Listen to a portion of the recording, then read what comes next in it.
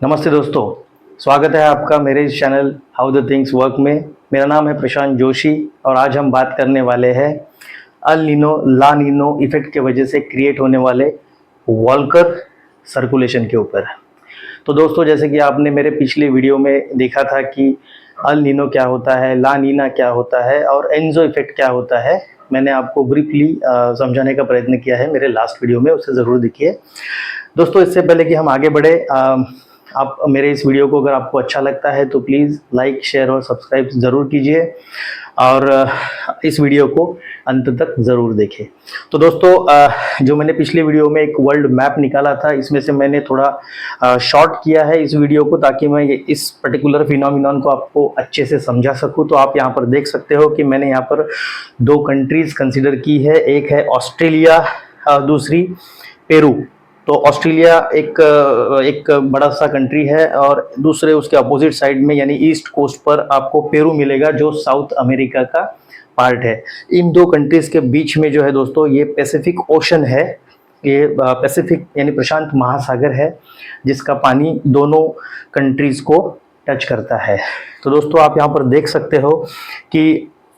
मैंने कुछ रिप्रेजेंटेशन किया है। A means Australia, B means Peru और इसके बीच में पैसिफिक ओशन जिसका पानी यहाँ पर मैं दिखाया है। और मैंने कुछ एक रेड रिमार्किंग भी किया है बीच में जो दिखा रहा है कि वहाँ का जो पानी है वो हॉट है, उसका टेम्परेचर ज़्यादा है कंपेयर टू अदर एरिया का जो पानी है उससे। तो दोस्तों, ये कंडीशन इसलिए क्रिएट होती है, ये टेम्परेचर इसलिए ज़्यादा होता है उस पर्टिकुलर रीजन में क्योंकि ये रीजन विषुवृत्तीय एरिया में आता है, यानी उष्ण कटिबंधीय क्षेत्र जिसको इक्वेटर लाइन बोलते हैं, उसके सदर्न भाग में आता है यानी साउथ में आता है, इसलिए इसे एनजो इफेक्ट बोलते हैं। तो ये जो वाटर है दोस्तों, ये गर्म हो जाता है जिसका टेम्परेचर नॉर्मल वाटर से ज़्यादा होता है और उसी दौरान वहाँ पर ट्रेड विंड्स जो होती है, जो ईस्ट की तरफ से वेस्ट की तरफ जाती है, ये फ्लो करती है। तो ये जब फ्लो करती है इस डायरेक्शन में, आप देख सकते हो मैंने एरो का डायरेक्शन इस तरफ दिखाया है। तो ये जब फ्लो करती है दोस्तों, तो ये जो हॉट वाटर रीजन होता है, ये इस हॉट वाटर रीजन को अपने साथ मूव करती है। इसको बोलते हैं hot streams, hot water streams. तो ये जो हॉट वाटर स्ट्रीम्स होता है दोस्तों, ये इस डायरेक्शन में मूव होता है और यहाँ पर जो ऑस्ट्रेलिया और ईस्ट एशिया जो रीजन है वहाँ पर जाके ये वाटर उसको टच करता है। उसके बाद ये जो सरफेस होता है इस कंट्री का, जो ज़मीन होती है, लैंड होती है, उसके आजू बाजू का जो प्रदेश होता है दोस्तों, इसका टेम्परेचर भी बढ़ जाता है। जिसकी वजह से यहाँ पर जो हवाएं होती है इस एरिया में, इस कंट्री के आजू बाजू के एरिया में, वो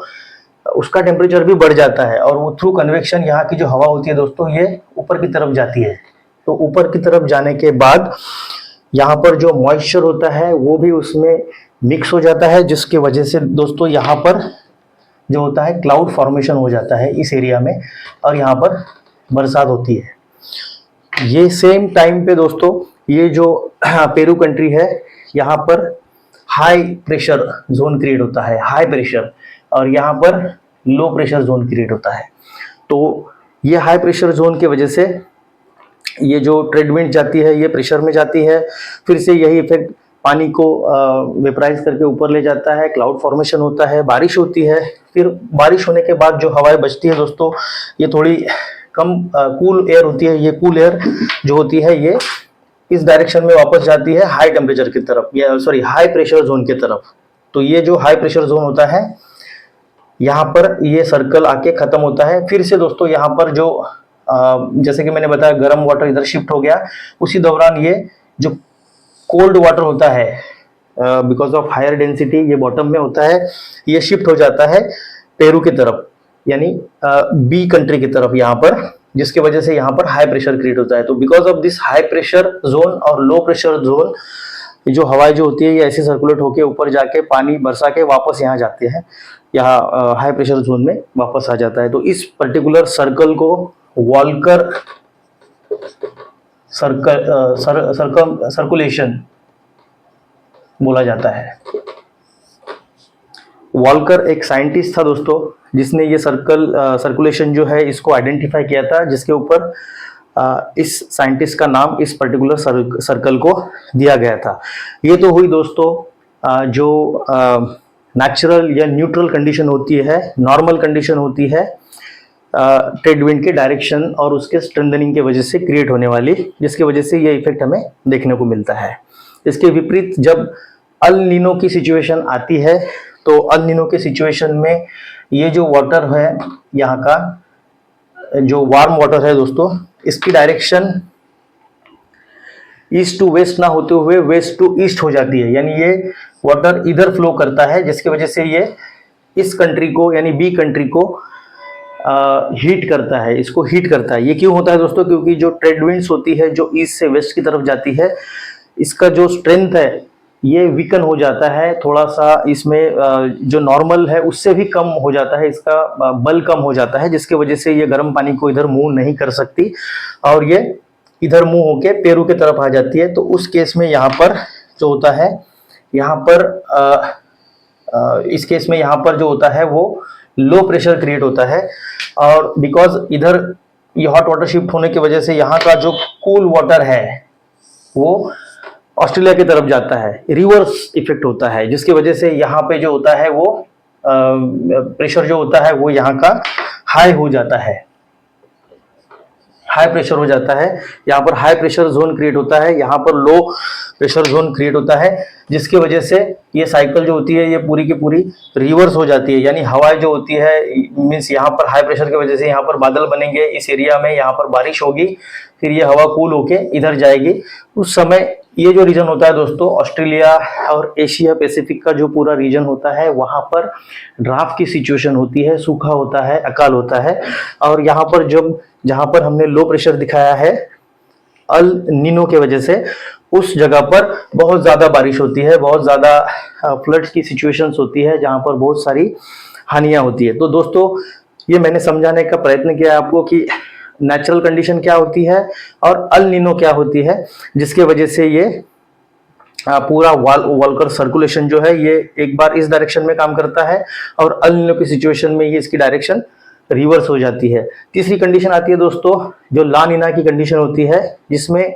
ला नीना की कंडीशन में दोस्तों ये जो ट्रेड विंड्स होती है ये बहुत इंटेंसिफाइड होती है, इसकी बहुत ज्यादा ताकत होती है, स्ट्रेंथन होती है, जिसकी वजह से ये जो हॉट वाटर है इसको नॉर्मल से ज्यादा एरिया में स्प्रेड कर देता है। तो ये जो एरिया रहता है ये सिर्फ फिर ऑस्ट्रेलिया या न्यूजीलैंड तक लिमिटेड नहीं रहता है, ये पूरे ईस्ट एशिया वगैरह पूरा रीजन को वार्म कर देता है। फिर से नेचुरल साइकिल यहाँ पे स्टार्ट होती है, जिसकी वजह से ये पूरे एरिया में बहुत ज्यादा बारिश होती है और यहाँ पर जो होता है नॉर्मल सिचुएशन होती है बिकॉज ऑफ हाई प्रेशर ला नीना के इफेक्ट में। तो ये जो पोर्शन होता है यहाँ पर दोस्तों, ये ला नीना में जो माइक्रो न्यूट्रिएंट्स होते हैं समुद्र के तल में ये सरफेस पे आ जाते हैं, जिसकी वजह से यहाँ पर फिशरीज का बिजनेस बहुत अच्छे से चलता है। तो ये तो था दोस्तों पूरा Walker circulation because of El Nino and La Nino effect, ये मैंने आपको समझाने का प्रयत्न किया है। तो इसको अगर मैं सिंपल भाषा में लिखने का ट्राई करूं तो ए कंट्री से बी कंट्री के बीच में जो हॉट वाटर होता है जिसे हम अल नीनो बोलेंगे हॉट वाटर को, और जो कूल वाटर होता है जिसको हम ला नीना बोलेंगे, इसका ऑसिलेशंस होते रहता है इधर से इधर और इधर से इधर। इसका मीनिंग ये हुआ दोस्तों कि जब H जो होता है यानी हॉट वाटर जब ए की तरफ जाएगा तो कोल्ड वाटर बी की तरफ जाएगा, और इसके रिवर्स जब हॉट वाटर बी की तरफ जाएगा तो कोल्ड वाटर ए की तरफ जाएगा। इसी चीज को हम लोग ऑसिलेशंस कहते हैं, जिसकी वजह से इसको हमने एक नाम भी दिया था, मेरे पिछले वीडियो में मैंने बताया था एनजो, जिसका मीनिंग होता है अल नीनो सदर्न ऑसिलेशंस, क्योंकि ये सदर्न पार्ट में होता है, दक्षिणी गोलार्ध में ये सारी एक्टिविटी होती है पैसिफिक ओशन में, और ये जो ऑसिलेशंस होता है ये दो द्वीपों के बीच होते रहता है हॉट वाटर का, जिसकी वजह से ये सारी सिचुएशन, ये वॉकर इफेक्ट, वॉकर सर्कुलेशंस वगैरह जो होता है वो क्रिएट होता है। तो दोस्तों मेरा ये वीडियो आपको कैसे लगा आप कमेंट सेक्शन में ज़रूर लिखिए, और इसे लाइक शेयर और सब्सक्राइब ज़रूर कीजिए। मैं और भी डिटेल में जाने का ट्राई करूँगा मेरे नेक्स्ट वीडियोज़ में इस पर्टिकुलर फिनोमिनॉन के ऊपर। थैंक यू, धन्यवाद।